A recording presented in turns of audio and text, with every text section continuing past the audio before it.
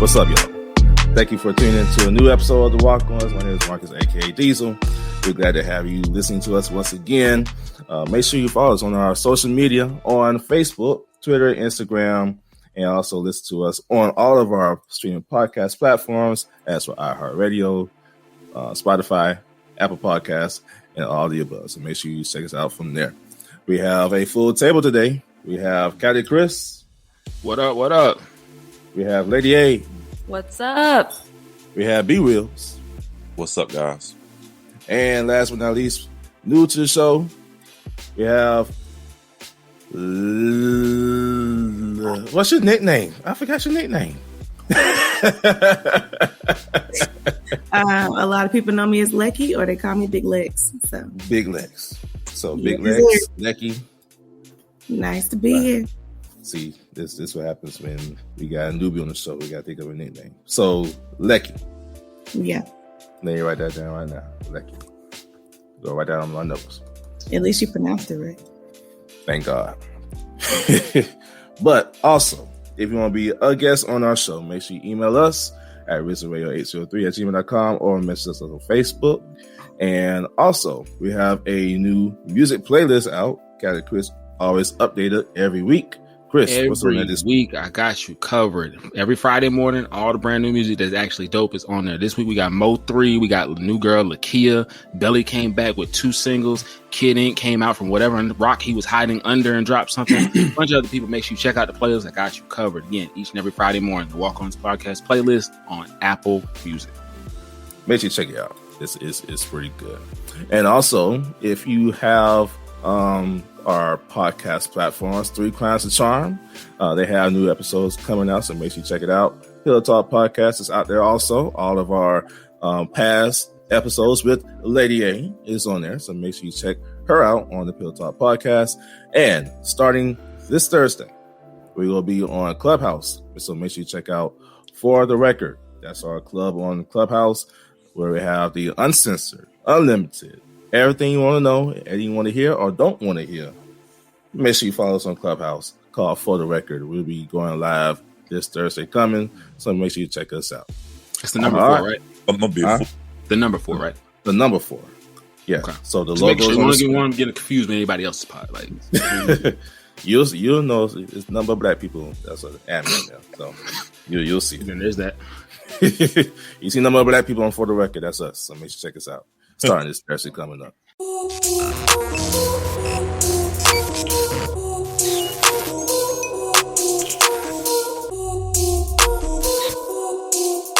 All right, it's time for the 5-5. Let's start with the top topic today, and of course, we are all in memory of DMX. DMX passed away on this was it Friday or Saturday, I believe. So he died at the age of 50. They say he overdosed on drugs, and he became into a vegetative state, and his family had to make a hard decision to take him off life support. And he passed away in New York at the age of 50. He is known for plenty of, original hip hop songs like "It's Gonna Give It to You." He made "Party Up," "Where the Hood At," all that stuff. Classic. So if y'all didn't hear DMX before, all the new kids out there, I highly advise you to listen to some real hip hop music, because DMX Educate was that yourself. dude. If you hear anybody over the next week that's 25 and up start barking, just mind your business. Yeah, don't be scared. Don't be scared, people. If y'all hear a lot of barking, just X because DMX, single-handedly saved Def Jam big time. with 2 albums in '98, because Def Jam was in the dumps, and he dropped both of them albums. It's Dark and Hell is Hot and Flesh of My Flesh, Blood of My Blood, and saved the label by himself. He did. Yeah, X was legend. Be Will, how you feel about DMX? A legend, obviously.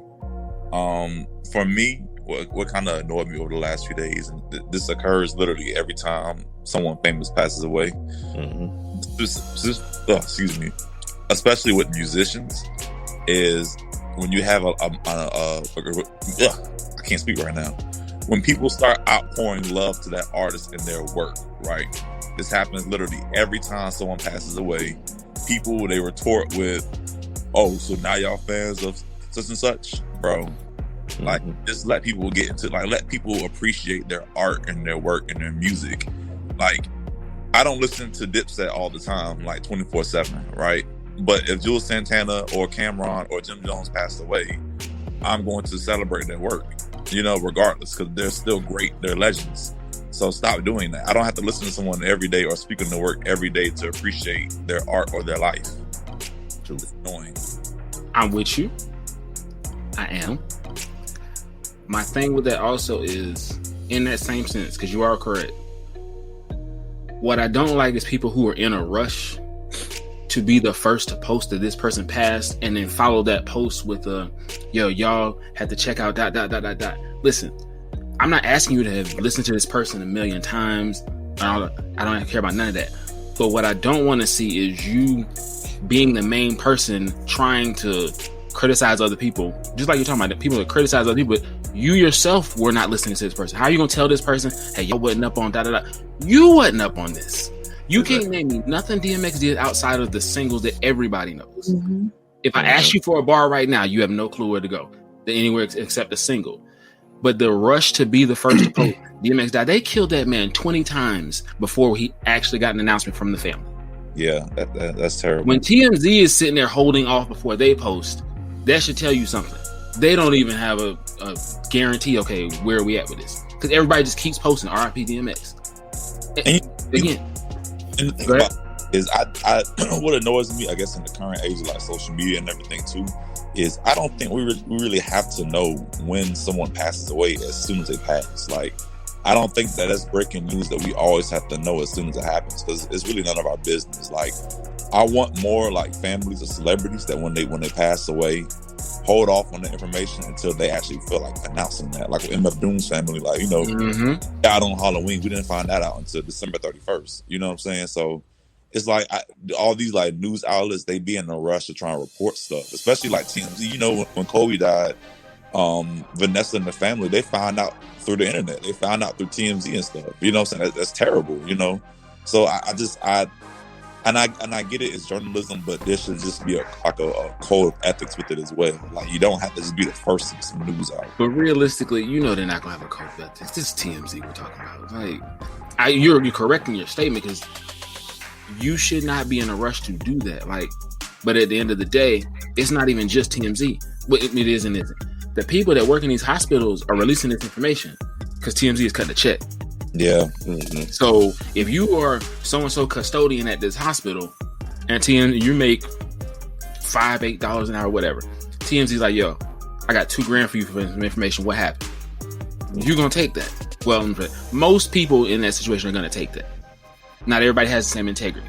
Yeah. So, it's unfortunate. I really just think people need to consider, okay, what if this was you? What if this was your family? I think the biggest thing I hate about when people die is they highlight the worst things that they've done, like drugs, addiction, overdose, all of these things, but they never highlight, oh, he was a great father, or he did this, like he went and, mopped the floors at some restaurant just to help somebody out. Like, they don't highlight the, the Good Samaritan stuff that he's done. It's always, ooh, he had them drugs. Drugs get the best of people. Like, never highlight the good stuff about it. They even made a news article. There was like, the Prince, dearly beloved, he just died at the age of 99. And then there was like, troubled man dies at age 50. What? An old racist colonizer white man, like, they want to uplift him, and then they're going to take a poop on DMX. That man was 1,237 years old, and DMX was 50. And they knew he was going to die. We knew that. It was his time. He was dead walking in the car. You saw that picture. Look at him in the car. Mm-hmm. They was preserving that body. It was.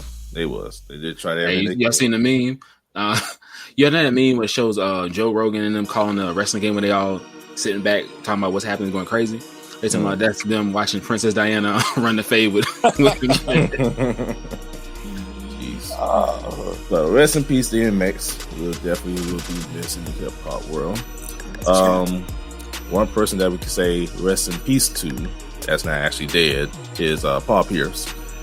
He has been fired from ESPN News from Scene in Business. ESPN fired NBA analyst Paul Pierce after the Boston Celtics legend posted a racy Instagram live video over the weekend. The video featured Pierce in a room full of exotic dancers and smoking weed at the same time. And I mean, if you saw the video on Instagram, it's nothing to like ooh all about anyway. So It's on purpose. He wanted to leave, I believe. Mhm. Honestly, It's he wasn't. better ways to leave. It's better ways to leave. Just say I'm gone. I quit. Well, no, it depends on how long. To me, now here's just conspiracy theory. Me. All right, ESPN is owned by Disney. You know that. You've been working for ESPN for years. You know this ain't his first time getting drunk, high, or having strippers around. That ain't his first time doing it. Cool. So you just all of a sudden just randomly decide to go live today. No. I could be wrong. But if it were me in that situation and I'm in a contract that does not end anytime soon, and potentially I have an option to do something else that's going to pay me more, or I would rather do more, and I need to get out of this contract, maybe I have a non-compete. But that all gets voided if I get terminated. So I need to get terminated in order to be able to do this without violating the non-compete clause. But if you look at though, a lot of people from ESPN either quit or got fired, who now works for Fox Sports in a way. What's the rules? So a lot of people who leave ESPN leave after their contract is over. I believe Fox Sports has more of a lenient type of rules that ESPN. They let Unc drink Henny on the stage. Yes, they're lenient. I mean, Exactly. Paul Pierce may as well go to TNT. I mean, Marv Albert beat his wife, and they hired him, so they don't really care about that kind of stuff. So they may as well go over there.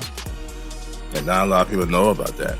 Yeah. They always listen to the voice, but if you look behind the scenes, that's what really happened. Yeah, I mean, honestly, I didn't see what was wrong with what Paul Pierce did. Honestly, I mean, wrong with beautiful women. I mean, he got weed.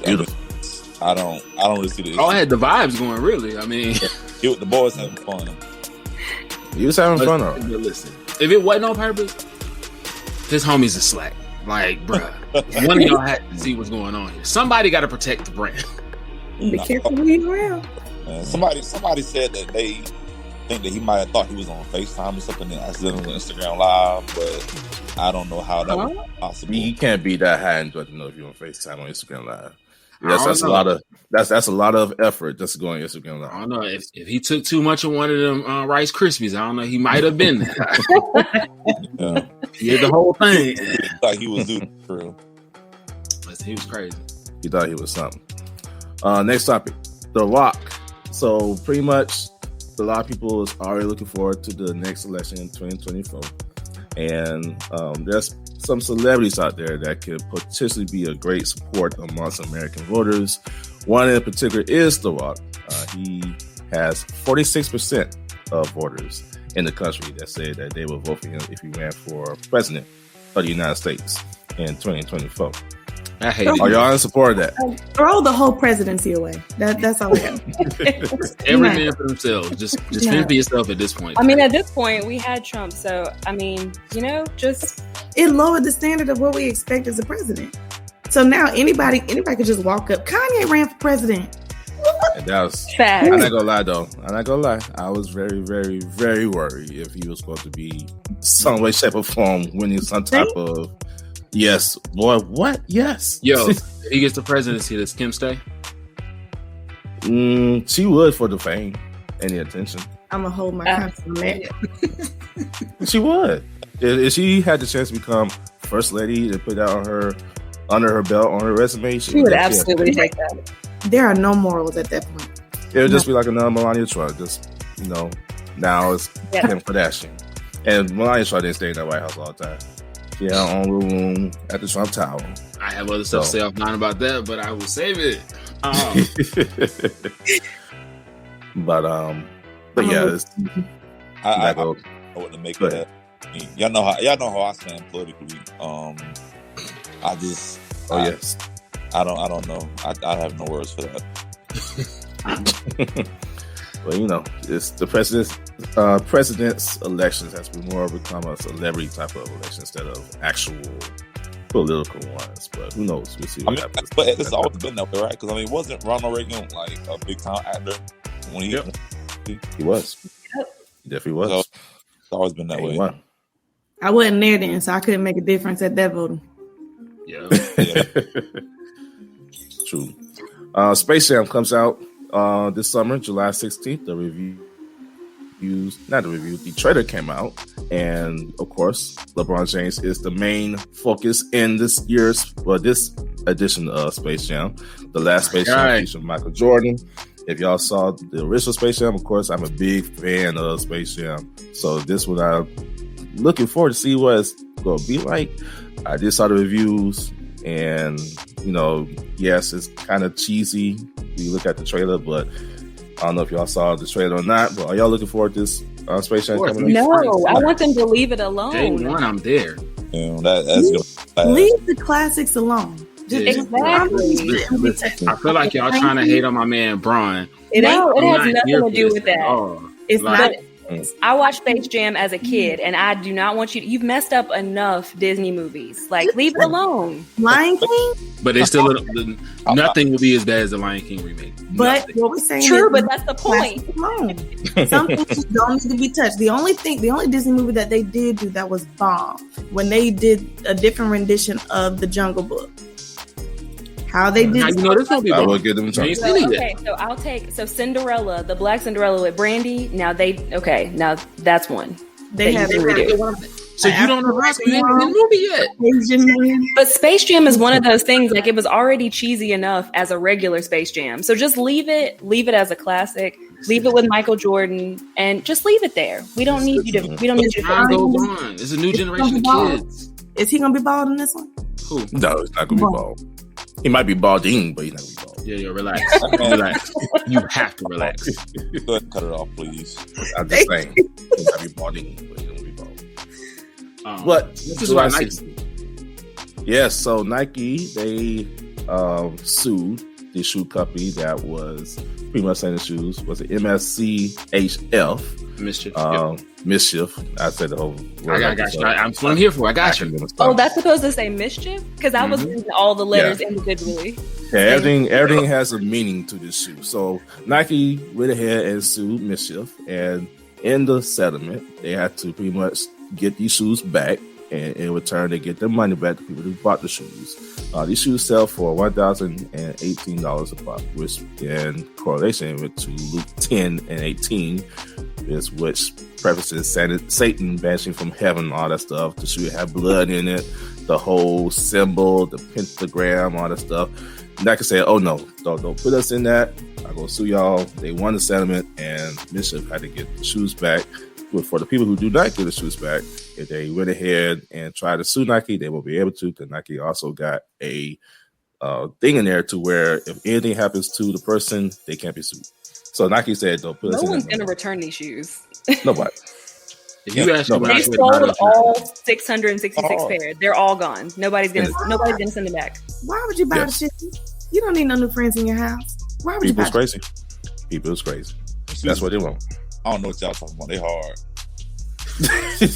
Brandon, don't buy that shoe. All of them are gone. So Brandon might be one of the people who bought the shoe. And I hope that's not the case. No, I don't have the shoe, but the shoe itself is hard. The shoe is hard, bro. I'm sorry. They look nice. Maybe if it was as Satan-fied, I probably would like the shoe. But that thing is very Satan-fied. I ain't gonna lie to you. Did you say Satan-fied or sanctified? Sanctified. Sanctified. No, they ain't sanctified. Okay. Yeah, because it sounded like you said sanctified, and I was like, no, my friend, it is not sanctified. Do you know how many pairs of shoes I can buy for $1,018? And my Amazon cart would be full. It is a way price, but I get it. I wouldn't want to hear nothing about my bill looking help me nothing. No. Well, that happens now, even without there being a Satan shoe out. So, well, while Brandon's getting these Satan shoes, we are ending the Fab Five for the week.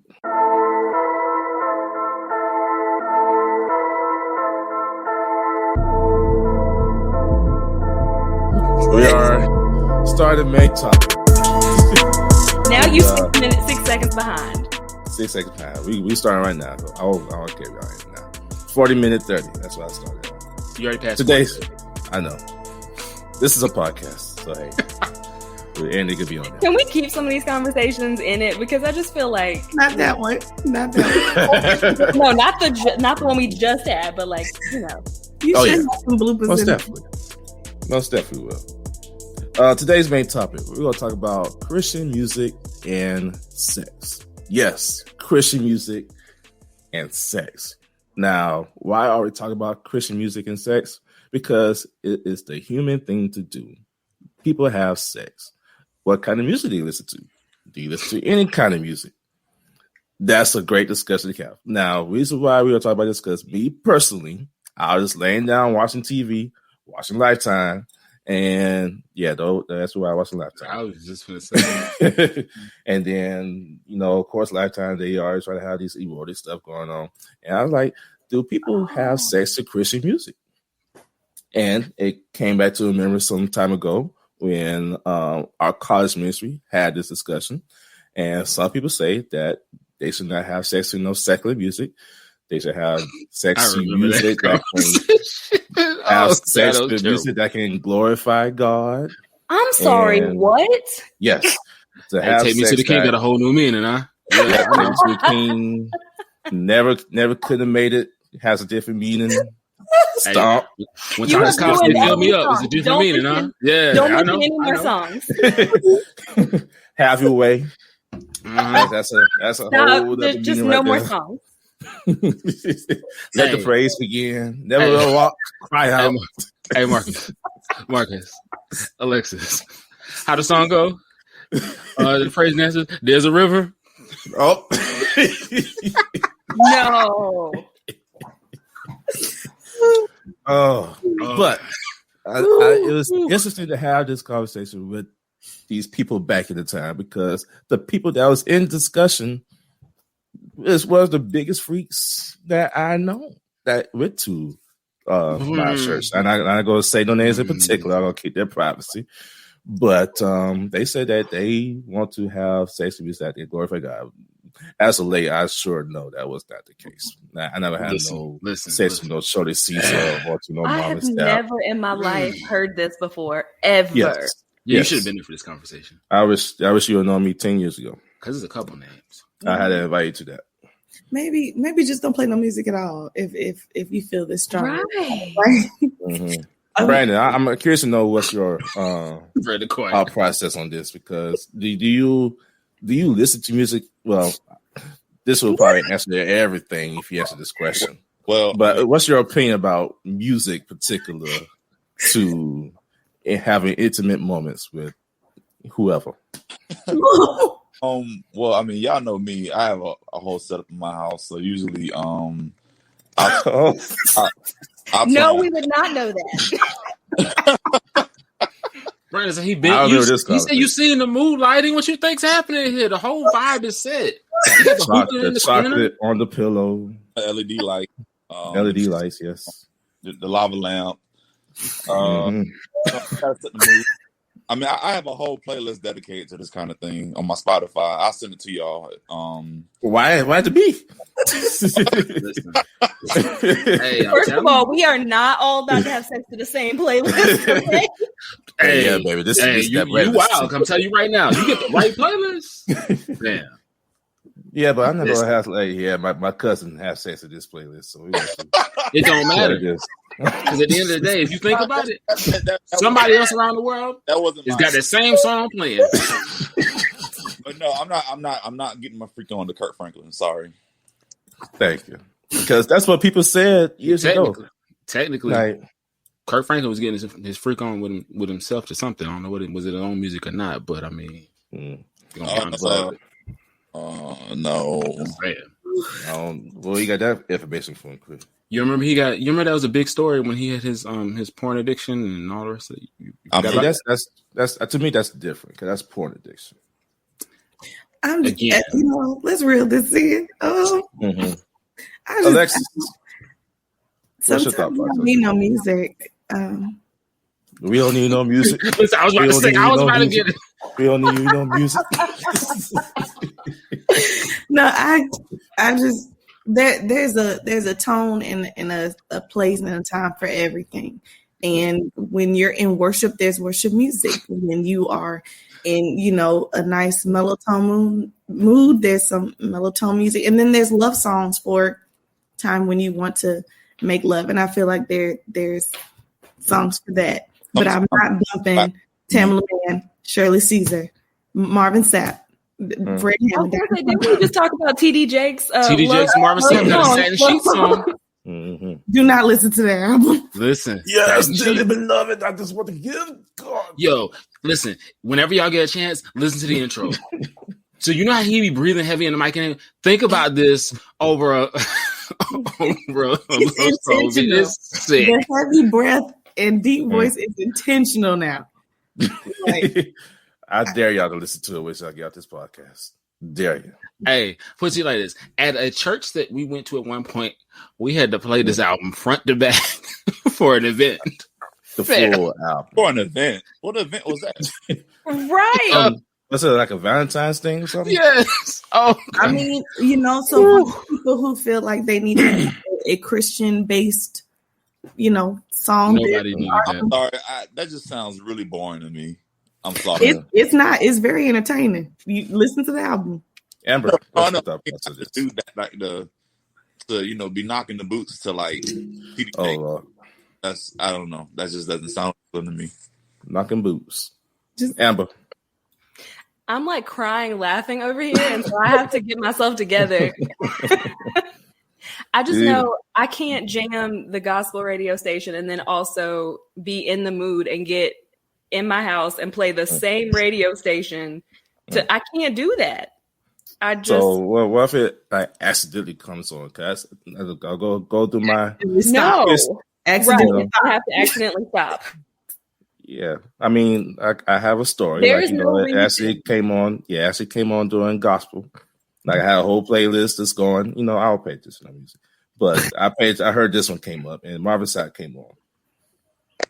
Everything had to stop. Everything had to stop. First of all, that's why you have to strategically plan your playlist and your Pandora station to make sure that does not happen. It's you definitely need to have your playlist, but some people don't need new music. You know, Chris. I mean, you don't need it per se, but if you get the right order of things, see, because that's the thing. Some people mess up. Like some people wait till all right, we get to the point, then they want to start playing. No. You play it earlier than that. You create the moment. Get the songs in order they're gonna lead up to that. Trigger the thoughts. Like that's correct. Hold into it. It's like, dang, I ain't no tanks when we was gonna come on. Wow, that's crazy, right? So why you pay attention to music if? And hey, listen. Key here. All right. Yes, sir. One of the secrets. So I said yes, sir. Let Tank play. I promise you, Tank gonna get you where you need to be. Tank will get you where you don't. Tank gonna get you where you need to be. Just trust me on that. Trust me. Now you got to play in the right order. It's got to make sense. But what about JJ Hairston and no, absolutely not. JJ Hairston gonna get you to the church, and that's what he's gonna do. That's okay. So yeah, I did hear y'all people's opinions about that because I was very taken by. And I remember this conversation like it was yesterday when we discussed this in the college ministry. That was crazy. Yes, but. That's our main topic for today. Christian music and sex. Yes.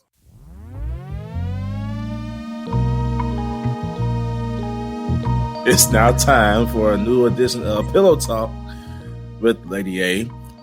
With that last topic, make sure you check out For the Record on this Thursday. We will talk about Christian music and sex. So let's throw that in there. Going into Pillow Talk because that's a great correlation to relationships.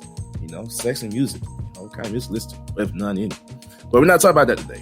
Lady has a whole new topic. Lady A, take it away. Thank you for that introduction. So the past couple weeks, we've been talking about toxicity and relationships. We've been doing this whole series. So we started off with gaslighting. Then we went to jealousy. Then we talked about Mr. Action Jackson last week, which he just kind of went off the radar. I don't know what happened to him, but I ain't seen him since a couple weeks ago. So this week, we're going to talk about miscommunication and communication just in general. So friendships, relationships, boo-ships, situationships, all the ships. how is your communication, and do you think you communicate well, but really you don't, right? And then also how text messages can ruin relationships and friendships, like text message only conversations, because that happens a lot. Some of y'all like texting and don't like picking up the phone.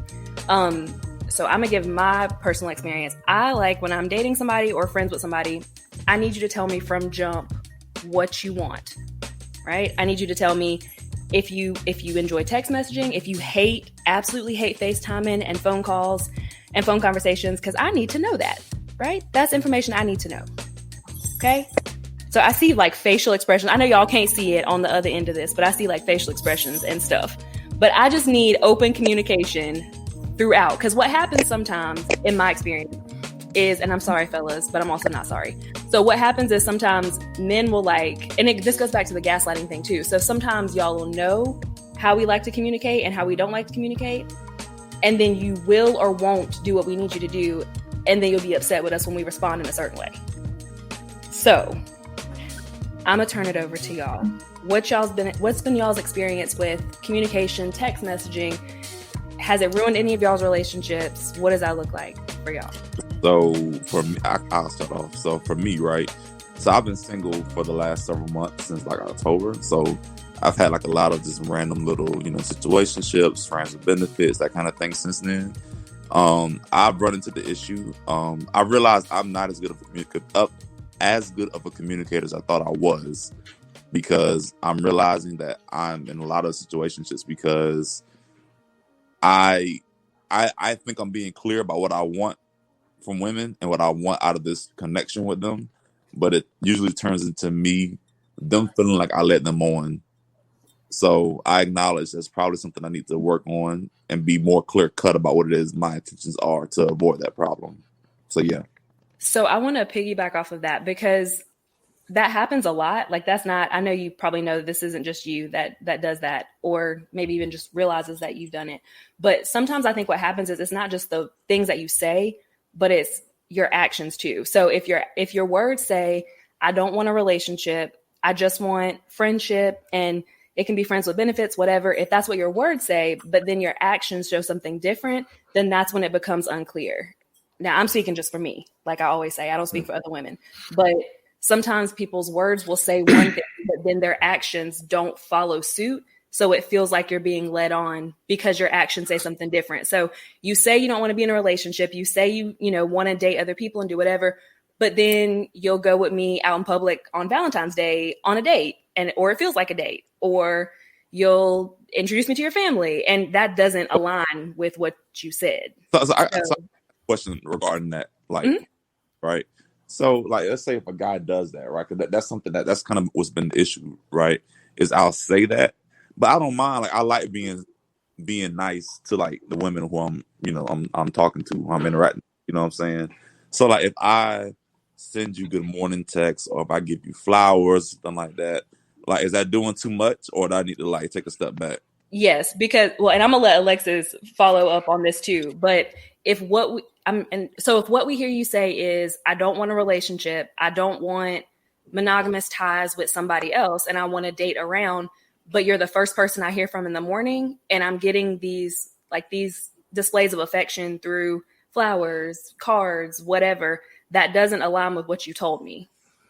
So Alexis, what's your take on that? Like you said, you have to make sure your actions line up with your words. And this is coming from experience. Going through the relationship, I'm like, all right, you said we cool, we friends. Say less, cool. You text me as soon as I wake up, text message. We on FaceTime all day. We hang out every weekend. We're doing this. If you changed your mind about your perspective of us, then just communicate that. But if you say, hey, okay, well, I'm gonna need you to look at the perspective of how you treat your other friends. Treat me like that. Because what you're doing is you're giving me false hope. You're making me look at us in a different light. And women are emotional creatures, so I'm going to get involved more. I'm going to, fall in love quicker or whatever. So those are things you have to consider. That's why communication was now, based on my experiences, is like the first thing I look for. Nah, I'm grown. Let's talk. What do you want? What are you looking for? Okay. You want to date multiple people? I got that. But when I'm in a commitment, I'm in a commitment. Like, we ride or die. Like, so you just have to set your expectations up in the beginning. But like she said, make sure your actions line up with your words. Don't lead me on. And I think some issues too, like, so I've been in situations before where like a guy will say that and I'm like, okay, cool. And so my expectation is that he's going to date other people and then I can go date other people. But that is not what he meant. What he meant was he can go date other people. And when he finds out I'm busy and, you know, doing whatever with somebody else, then that becomes an issue. So that's been a problem before. And then also if your actions don't align with what you told me, which what you told me was, I don't want a relationship, but then your actions say something else, then there's a good chance that I'm not dealing with anybody else. Like that, there's a very good chance. And so then my feelings get hurt when you go and do your own thing and we are no longer a thing. Because I do think that's the woman need to take credit for that too. I think whenever we say that, like, okay, make sure your actions line up with your words, they tell you, and then they start doing all this stuff. We need to come back and put them in check. Like, no, all right, we can't hang out this weekend. You said we're just friends. Let's reserve that space because I don't need to become too involved to the point where now I want to be with you and it's not reciprocated. Like, no. So we need to step up as women and also like, all right, no, this is too much. No, this is okay. Just because we like it don't mean it's good for you. I was going to say, which is hard to do. It's hard to be like, no, don't send me flowers. No, don't hang out with me every weekend. Like, that's a hard thing to do. I ain't received flowers yet. Correct. Go ahead, Brandon. So like, sometimes maybe that's just the vibe. Like, maybe that's just the vibe and it's cool. So at what point is it like, okay, well, maybe we're not going to be in a relationship, but I do like the flowers, you know, I do like the intimacy. We might not have to be in a relationship together, but that's just the vibe we have. Is that not okay sometimes? You know what I'm saying? No, but y'all have to want two different things. Right. Like you can't. So, and again, we can't speak for all women, but if what you're saying is, I don't want this, like think about it on the flip side. So when I am in a relationship with somebody and we're still cool, then what does that look like? Because we're cool and we're friends and you're still sending me good morning texts and you're still sending me flowers, but now I'm involved with this other person. And they ain't gonna have that. Not if they want to just be with me and they want me to just be with them. Wait, so they send you stuff even though you are already in a relationship? Well, what I'm saying is if like what Brandon's saying is if you're saying, I don't want a relationship, whatever, but you're still doing these things like sending flowers, sending first thing in the morning text. And now I'm like, okay, well, we're just friends. And I'm going and now I'm in a real relationship. Like, are you going to still send me flowers? Are you still going to send me first thing in the morning text? Because no, I think that'd be something just like what Alexis just said is that, guys is going to me personally, y'all can say if I'm wrong on this, that guys is going to really push to have you. They're going to say, oh, she just playing around. She really wants me. Let me just send this or say this and do this. They're not going to stop until you say, nigga, stop. But they don't get your feelings hurt if you want to. They want their feelings hurt. We want our feelings hurt if you go and say, hey, I don't want you to do this no more. Tell us to stop. And the guys will eventually stop. Would they go like it? No. But at the same time, guys wants that certification. Hey, stop. Instead of, oh, we're just friends. I don't want to be you doing this no more.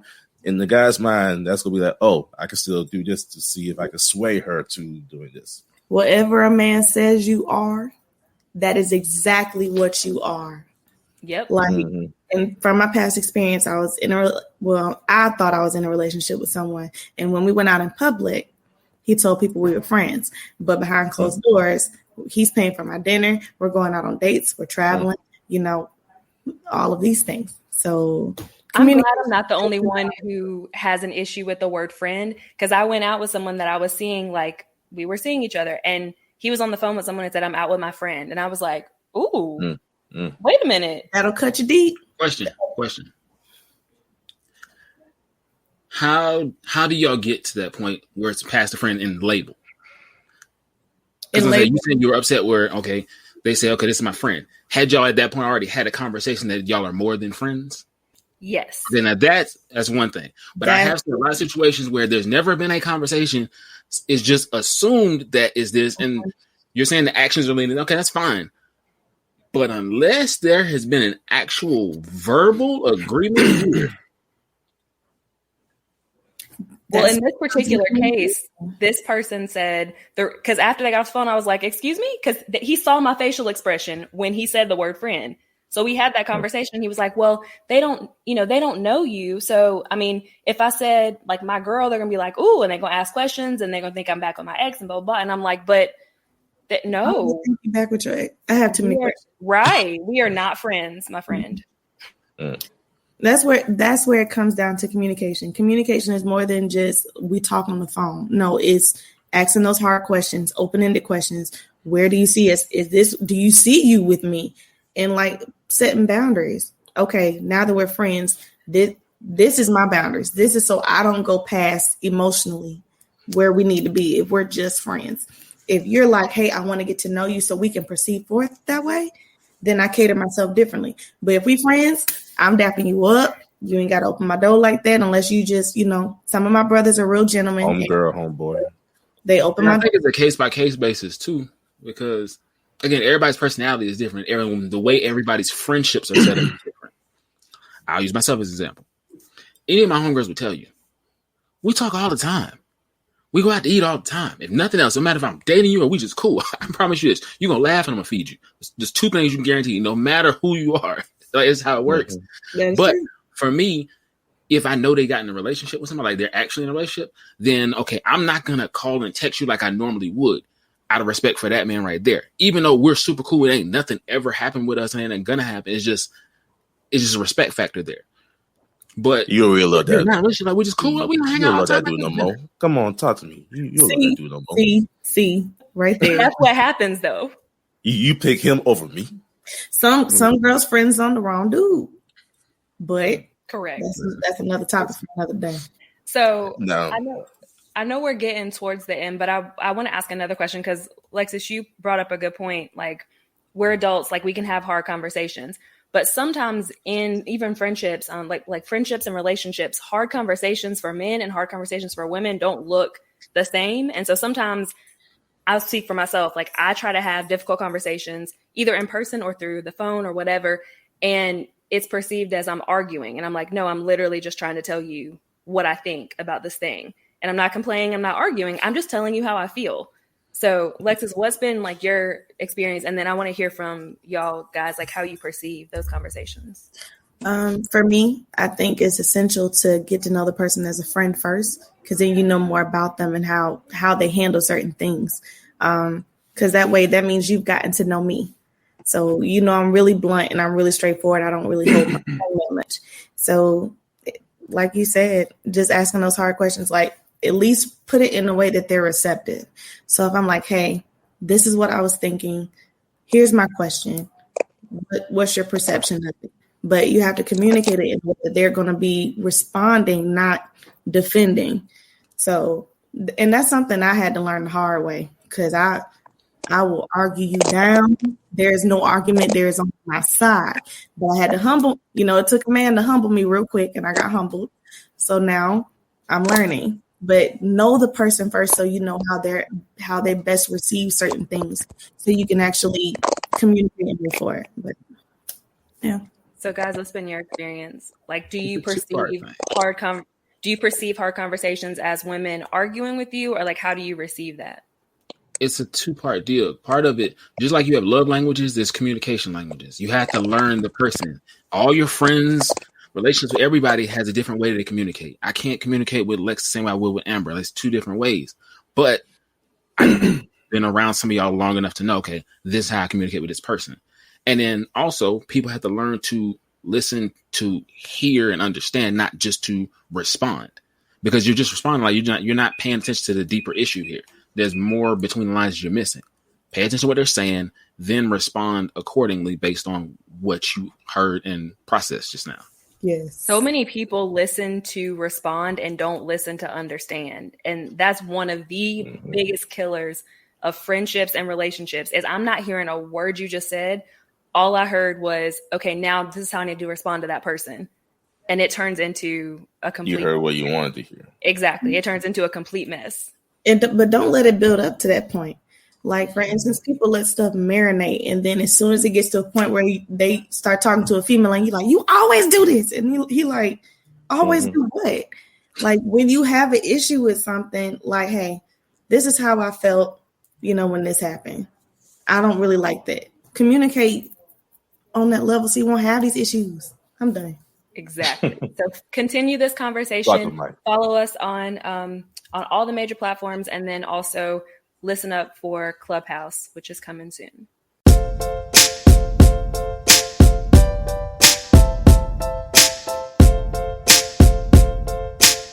Welcome back. This time we are at 3 Crimes to Charm. My partner Sade is out this week, but I'm gonna hold it down for y'all with the rest of the crew. We just gonna jump right into it. We're gonna start off with a little bit of ignorance out of where else? Florida, man, because Florida is gonna Florida. We're gonna start off with ATK versus KTA in Jacksonville, Florida. So basically, there is a video out called "Who I Smoke" by Youngin, Ace, and a couple of other local rappers in Florida, members of ATK or Ace's Top Killers or whatever. There's multiple names for that group. They have a longstanding beef with KTA or Kill Them All, the other gang that they rival. So basically, ATK and these rappers in this video are reportedly responsible for 50 murders in the last 2 years. And in this video, in that they've taken a sample from a popular song, they have named out the different people that they've killed in the hook from the KTA gang across town. So those of you who remember, Bobby Shmurda just came home. Bobby went down for a RICO charge and somewhat of indicting himself by naming people that he had killed and it's a shooting incident he was involved in. That's so how him and Roddy went to jail for that very thing. Fast forward, and we have these gentlemen here admitting to people that they've killed, or at least claiming the bodies that they've been a part of killing. So you have 50 bodies at this point. Yeah, that's a big issue. What are your thoughts on that? Anybody seen the video? Didn't we have a conversation not too long ago about like rappers and like them putting what they've done in their songs? Yes. Didn't we just have a conversation about that and how dumb that was? And definitely did. Song about this, like on MM Food, Niches, he talked about this years and years ago. Like rappers always incriminate themselves. It's sad because again, you have 50 bodies at this point. You have fathers and sons that are going to jail. If you look up Jacksonville, you type in ATK, KTA, whatever you want to type in, stories are everywhere. Like literally, bodies have been dropping for the last 2 years in relation to this. You have people young and old involved in this. And one guy that supposedly has been over ATK for like 30 years now is named in this as well. So, yeah, that's an issue. But the fact that y'all are literally admitting to this verbally and with your faces attached to the video for this. Names and all. That's crazy. I think it just goes to show how immoral this world has become, that you can advertise and publicize and flaunt about the people that you killed like it's not another human life, like you didn't take someone's father, someone's son. But it ain't you, so it's okay. But I really hope every last one of their tails gets in. Oh, they're at some point. I mean, if you watch the video, you see these gentlemen. They're going to jail at some point. I want to make a point to that. What she just said. I mean, the thing about it is, this has always been a theme in hip hop, though. I mean, it's never like, and I'm not like taking a crap on rap at all. Obviously, I love hip hop, but it has murder, extortion, kidnapping, stuff like that has always been a theme in rap. It's never has not been that case. You know what I'm saying? So I don't think it's like a new thing, like a new world thing at all. Definitely not. But just to be naming the actual people is crazy. Like typically rappers in the 90s and early 2000s, like they would tell you they did things, but nobody's ever going to incriminate themselves and say, I did this at this particular location and this person died as a result of it. Like that is nuts. But speaking of people passing from shootings, here in South Carolina, you had an elderly man the other day that was shot while he was in his sleep, and he ended up dying on the way to the hospital after his daughter, who was also in the home with him, tried to keep him alive by holding pressure on the wound as he was fading away. There was a shooting that happened in the neighborhood in the middle of the street. And like most shootings from a lot of these young guys here, they can't shoot. Shots are just going everywhere. And he was asleep. A couple of shots went through the house and hit him right in his torso. He was beloved by the community because there was a big outpouring of love for him. But it's like, at what point do we get a handle on this? Or do we ever get a handle on this? When you hold them accountable. Nobody's holding them accountable. Nobody in the community is holding them accountable. It's just an acceptance thing. Like, okay, this is a part of life.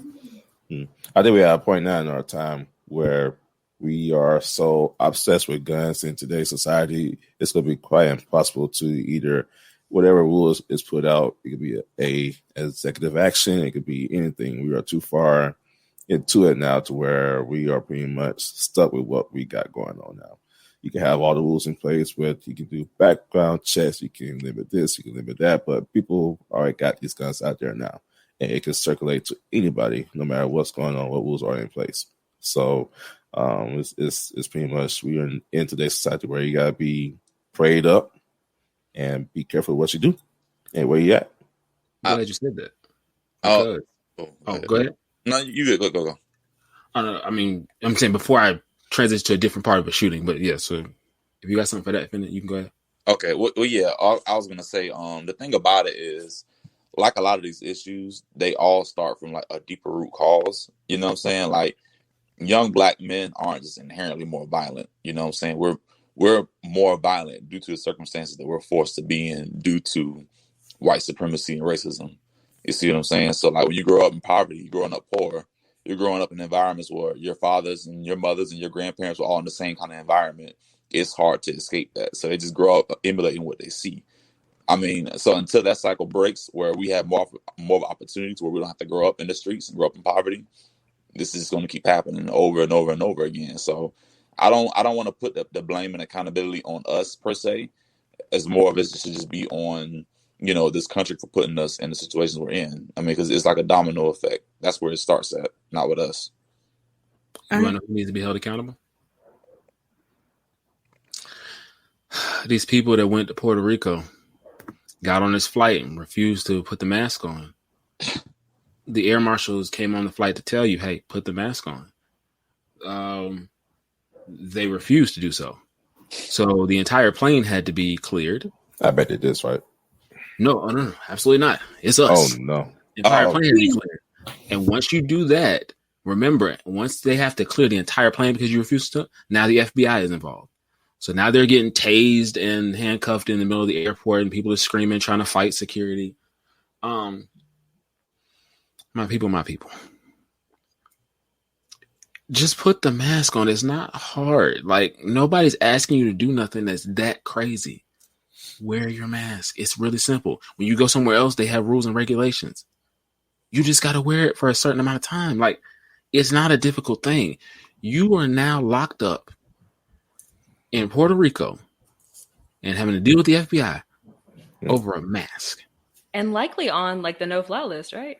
Or no? You're definitely going to the no-fly list. Yeah. Immediately.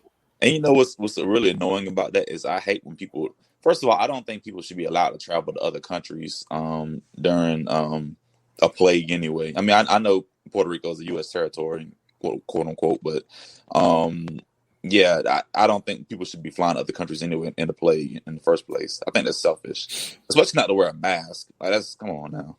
It's like nobody's asking nothing difficult. Everybody else has them on too. They're like literally the only group that doesn't have them on. Yeah, I mean, so you're going to carry what you got over here in the States and you're going to take them to these other countries. That's selfish as hell. Exactly. You know what else selfish? Being upset that you're waiting in line just like everybody else. This lady in Memphis was upset at waiting in line for Burger King. Listen, in 2021, if you're purposely choosing to go to Burger King and you can afford something else, that is the chum bucket of fast food. Yeah, it's right there. She wanted her number 6. She wanted the chicken. So she pulls up to the drive-thru, and she pulled a hammer out and started firing off through the drive-thru window. Face all in the camera. We can clearly see who you are.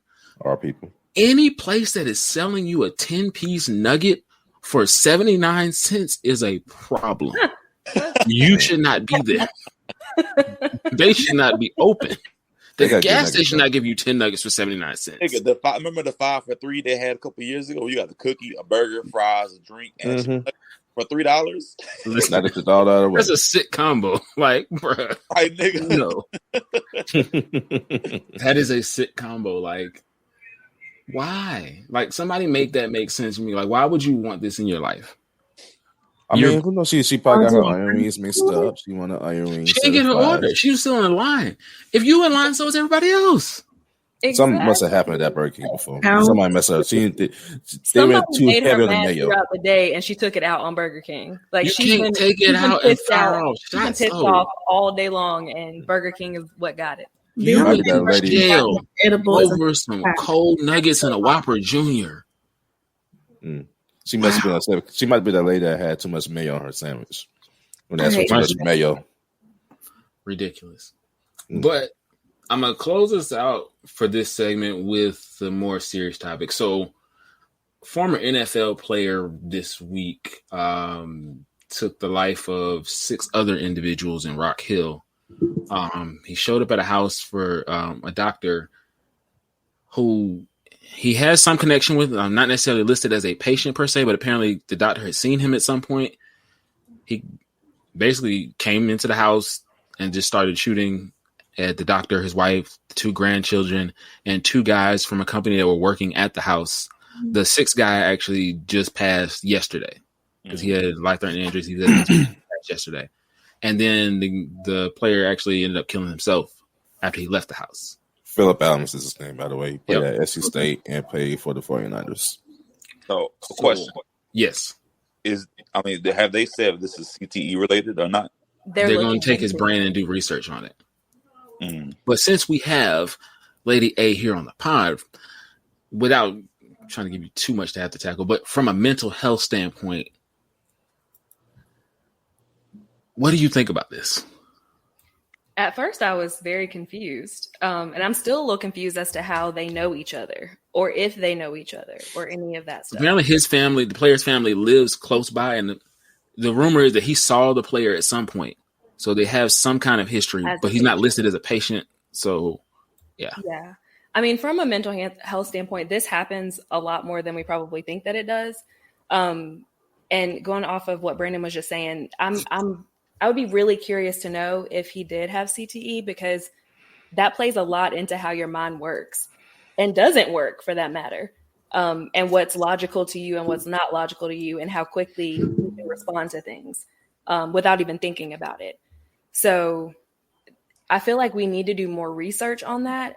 And we need to get, just like now they're doing more like clinics and mental health drives for EMTs, for police officers, for firefighters, because of what they see. I feel like we should be doing the same thing for NFL players who have concussions, who have brain damage, all that stuff, because this is the result of not getting them the help that they need. So. Is this just now showing up, or are we just now hearing about it? Because when players get hit way harder this years earlier. This isn't a new thing. Like, this isn't new. We just haven't done anything about it. Just like most of mental health, we haven't done anything about it.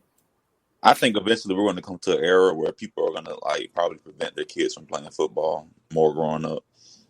Which is really sad. Yeah, I mean, it's sad, but it's understandable. I mean, football is an extremely violent sport. I mean, your brains turn to mashed potatoes, basically. So it's like, what can you do? I mean, and there's no way to really make the game any safer than it already is. I mean, they already eliminated helmet-to-helmet hit, so it's like, what more can they really do? Add some elbow pads. I mean, the other thing, too, I think is, like, even looking at, like, younger kids who play football, how long do they stay out when they have concussions? Are they going back too soon? Like, when you have a concussion, you should not be going right back to playing again.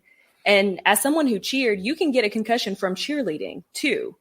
And people think it's just like from football. Football is definitely like the main source of that. Mm-hmm. But we've had we've dropped people before from high up in the air, and they've had not on purpose now, but they've gotten concussions, and they're like, wipe it off, go back to what you're doing. So I think we should pay a lot more attention to like getting them treatment and help, and not having them go right back to their sport again. Yeah. I agree. I really have an issue with this. One, a whole family is lost. with this. But why is it deemed mental health with this, but in other scenarios where you have all these communities of Black people killing other Black people or people killing people, whoever, there's never a talk about what their mentality was then. Or they just shot them.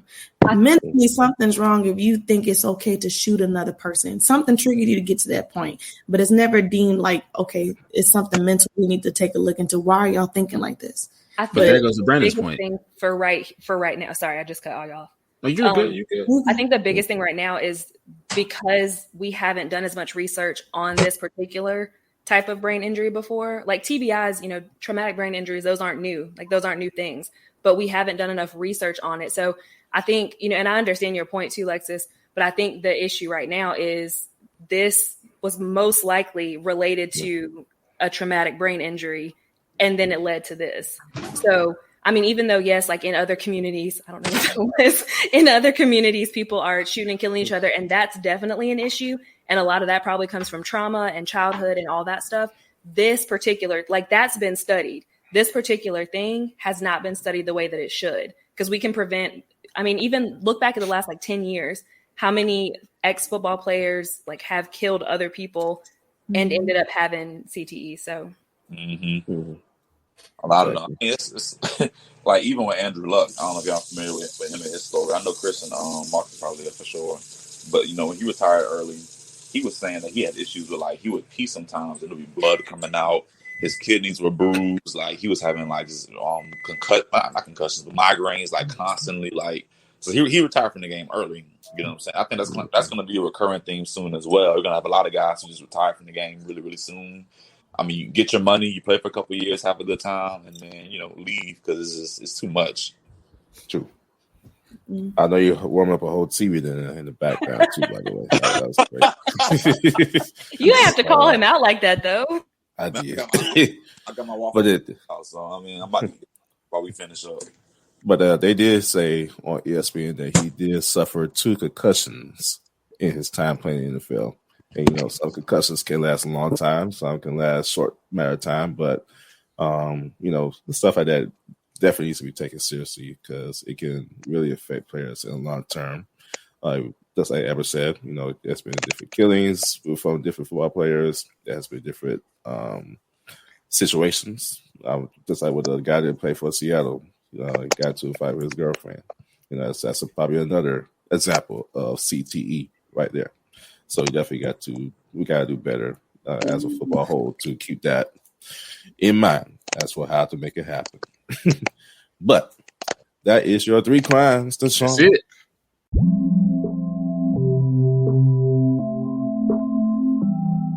All right, it's time to wrap up the show for the day. This is when everybody discuss what is on their mind or whatever they have in their mind. Everybody has some very interesting things on their minds, for sure. Let's start off with Kylie Chris. What's on your mind? All right, folks. Listen, I'm sticking the crime area because that's my vibe. Do you like crime docs as much as I do? Well, if you do, Magellan TV is picking 3 lucky winners. All you have to do is watch 12 crime docs in the span of 24 hours. And they're going to pay you $2,400 a piece. Oh, wow, you just got to watch the docs and then give a review. $2,400. Really? That's it. Where I sign up? What's the link? Magellan TV. They are only selecting 3 people. Last year they did this and picked 1 person and gave them $1,200. This year they're going to do 3 people and give each person $2,400. And the secret is, if you go to the website, they'll tell you, you really don't have to do it in 24 hours. You really have 48 hours to do it. So they're going to let you get some sleep in there too.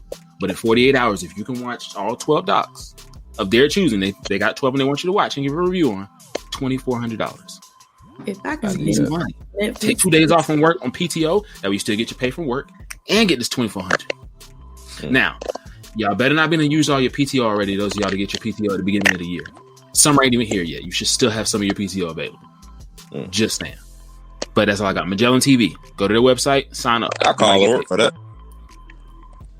Did you say you'll call to work for that, Brandon? Yeah, he definitely called. Hell yeah. B Wills, you up next. What's on your mind? Okay, so I'm a big Freddie Gibbs fan. recently he has been in the studio with Sway Lee. He said that Michael made it. He said Metro Boomin and Hit Boy been a new album. Now, I do not mind rappers go commercial. I understand, they want to get their name out there, whatever. But I am convinced this album is going to be 110% ass, and I'm not looking forward to it. But yeah, that's all I have. I know it's going to be terrible. So you sure?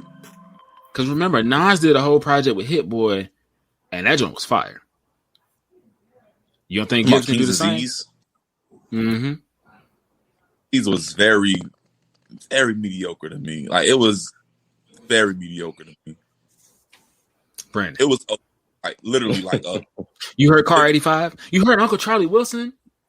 You heard the Ooh-Wee? And you still ain't like it? It was an album, Chris. Like, it was. And they gave him that Lifetime Achievement Grammy too. They had to. They had no choice. They really had no choice. I don't like Sway Lee, so I don't know how this Gibbs Sway Lee gonna sound though. Yeah, that don't sound like a good mix. Lady A. I just want to say I just started watching the Amazon series Them, and it is giving me it's giving me Get Out and Us vibes. And also the place that this family moved from, I guess this must be based off I don't know if it's based off a real story. I don't know. But the county they moved from is the county I grew up in. So Chatham County, North Carolina is the county they moved from in the series. And that's literally the county I lived in for 18 years of my life. So it's a little, yeah. Question. Do you like the show? I do like it. Really? Karen Sybil hates that show. And she has been very vocal over the weekend about it. Her and this girl named 1188, listen, they hate that show. And they've been I'm only on like episode 5. So I have to give it a shot. Listen, she was upset from episode 2. I just know when I read that the family was moving from Chatham County, North Carolina, I was like, ooh. You was in? Wait a minute. I gotta check it out. I'll check it out. Lucky. Oh, you said it right. Here's what I have to say. Everything that's being sold doesn't mean you have to wear it. Say it one more time for the safe men and women. Everything that's being sold does not mean you have to wear it. Amen. Yeah. Do it the church. Everybody. Amen. We're going to pass the collection plate. Make sure you write your name, your address, and your number. And we'll make sure you put down your tax documents for next year. Wait a minute. I'm done. And we're going to say the best for last. So this might be a weird one, but hey, I have to ask this question because this was a 15-minute discussion when I was on spring break or vacation. So I'm in vacation in Virginia. Me and my fiance, her family, we all was playing games up there. And we play a game called Categories. Now, y'all know what Categories is. It's when you roll the dice, you see a letter on there, then you got to pick out a sentence like list so-and-so with the letter N or the letter F or whatnot. So in this situation, we are supposed to list any weapon that starts with an N. And one of our family members said that nipples is a weapon. Nipples is a weapon. How and why? My fiance said, well, if the nipple is dry, that could be a complete weapon if you just slap them in the face with it, Yes. What if your weapon is long enough? Look, I no judge on that at all. Did you say what if it's not long enough? But I want to know y'all's opinion. I can go over time with this one. Is a nipple a weapon, Chris? It can be. Technically. It can This be. is a pillow talk discussion right here. I'll support this. Hear me out though. All right. So we was talking about Christian music and sex earlier. So y'all getting y'all thing in, boom, nibble hard. Guess what? Boom, poke him in the eye. What? Done. Poke him in the eye. Bang, you done. Poke him in the eye. He out of there. Freddie, I want to know your opinion on this one here. What? I'm curious about your answer, Brandon. Is nipple a weapon? I'm very curious what your answer is. So the only way I can really see if a nipple is a weapon is maybe if she's lactating and she squirts like milk into your eye, could blind you. He got a point. He's not wrong. He's not The wrong. scenarios y'all just came up with. I'm tired of you. Yeah, I'm glad you did it like that, bro. I get tired of you right now. Listeners, if you can see the way that y'all man is actually trying to demonstrate this. It's ridiculous. So ladies, I'll go with Lady A first. Is nipple a weapon in your sense? Can your nipple be a weapon? Mine in particular? I mean, everybody has nipples, so hey, everybody has that body part. There's no difference with that one. I can't see that. Like you just get tired of somebody like, you know what, this is it. You know? I mean, maybe the whole breast, but not just the nipple. This has to be a nipple. It cannot be the breast. I can't. Just that nipple. I'm gonna go with no. No for 100, Alex. No. Lecky? No, I don't even have the words to. So the guy says yes, and the girl says no. That don't even make sense. Like, it doesn't make sense. What can you do with just the nipple? Right. It's attached to the breast. And I know I can't do nothing with it. So I mean, if you let the cold air flow and it gets hard enough, it might be a weapon. Who knows? No. As a physical assault weapon, like, no. But I mean, if you like holding it, like holding your cookies or something to get what you want, then yes, you can use it as a weapon that way. Or I can't assault nobody like this. some of y'all a little young, but those of us of a certain age, y'all remember when Madonna was out here? It had the cone joints. But that's not you talking about nipple, and that's the stuff on the nipple. That's not the same thing. It's just a nipple case. That's enhancement. But that would be like saying those little things that like spin on your nipple like your weapon. Like that's not. I cannot wait for. We gotta go to the store and get some ice cream. The record's gonna be great. Well, that's my last say. That was a long discussion, 15-minute discussion. That's the last thing you had to say on spring break. So yeah, it was a great discussion. But hey, I stand by nipples is not a weapon. But the guy said that it is in sense, and the lady says no. So I'm with the ladies on this here. I have to say. But you can catch all of this uncensored and unlimited this Thursday on Clubhouse. Make sure you find us and follow us on there, and we will have all kinds of discussion. So go ahead and follow now so you can get a notification when we go live. Because I mean, most definitely, yeah. And you can find us on all our social media on Facebook, Twitter, Instagram, and follow us on all the podcast streaming platforms such as Apple Podcasts, Spotify, and such forth, and iHeartRadio too. So make sure you follow us all in there. From Lady A, Lecky, Kylie Chris, and B Wills, and myself. We will see you next time.